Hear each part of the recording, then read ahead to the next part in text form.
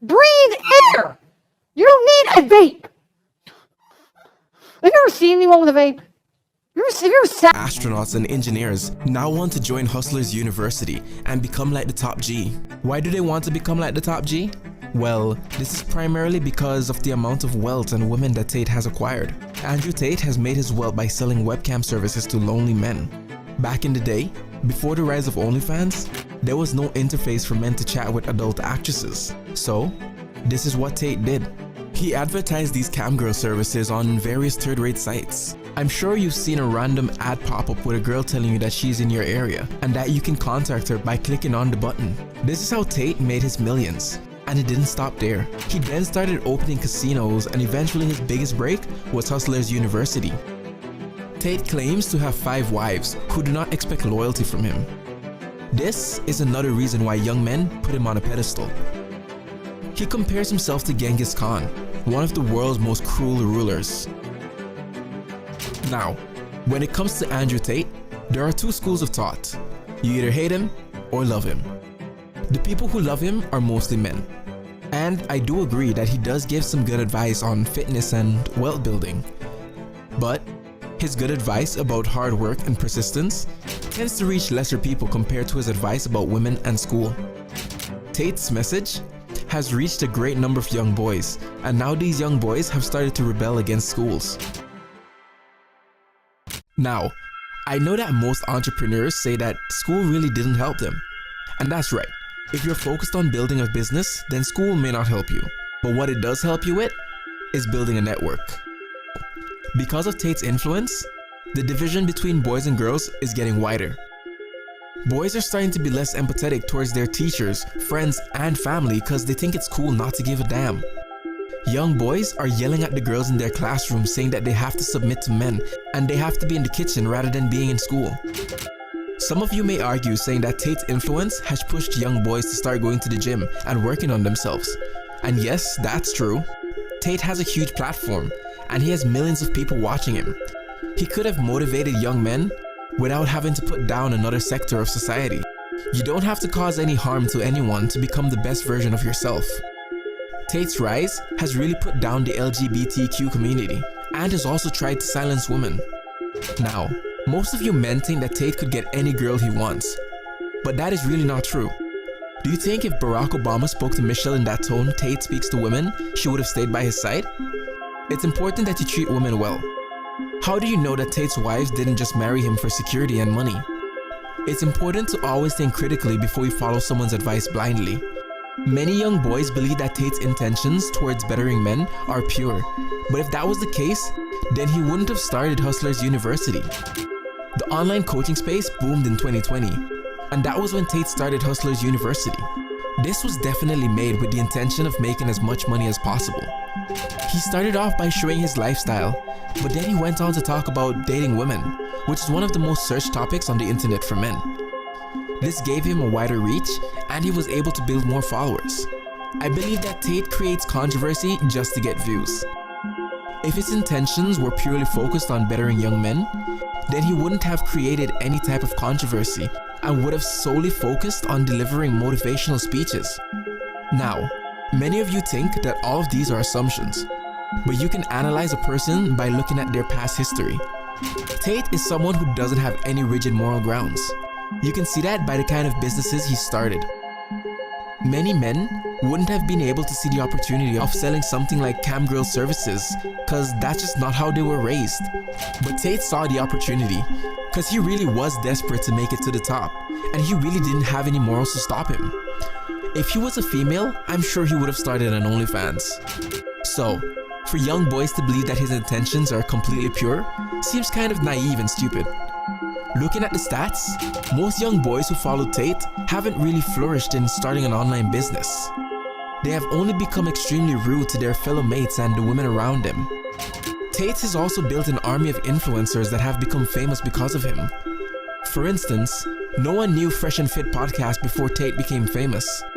He also helped Nico become more famous than he already is. Aiden Ross was extremely famous in the gamer community, but he reached a wider audience after introducing Tate in his videos.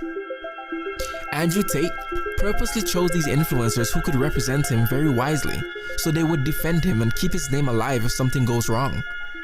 Those of you who think this is another assumption, just think about the number of times Tate has said that he makes calculated decisions, as though he's moving through a chessboard. Tate choosing Aiden Ross to come and meet him was also another big move to reach young boys. Aiden Ross's YouTube channel mainly caters to young boys, and Aiden is the only influencer among Tate's army to be connected to rappers.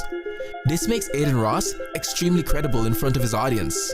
Now, just when Andrew Tate got cancelled on the internet, he made a very bold statement on Aiden Ross's channel. I say women can't drive. Now, if that upsets geeks like you, cool, whatever. Because geeks, I don't give a fuck. That's what I say. If it upsets people, that's my personal experience. You're gonna have to get the fuck over it. That's life. If you want to say I'm a bad communicator, once again, that's your prerogative, but I would disagree. I think I'm very good at communicating. It's the only reason I'm even fucking here. It's the only reason I'm even on the internet. It's because when I talk, people listen. So I must be doing something right. This stream on Aiden's channel was being watched by thousands of young men who would have then gone around saying controversial statements like this. Tate keeps generalizing men and women, but there's so much more than just gender that makes the character of a man or a woman. For instance, Jay-Z was raised by a single mother, but he is a big business mogul now, and he married Beyonce, another strong woman. He didn't settle for a woman that would just nod their head at everything he says. It's important for boys to have strong male and female role models in their lives. Coming back to the statement that Tate made, saying that women can't drive, do you think you would trust Aiden Ross to drive your car? Or would you trust Tate's assistant Georgiana to drive your car? Tate says that women panic more than men, and it's extremely wrong to generalize these two sectors of society. Because if you see the stats, there are so many single mothers who have struggled at their jobs to raise their kids, and most well-established people in this day and age have single mothers.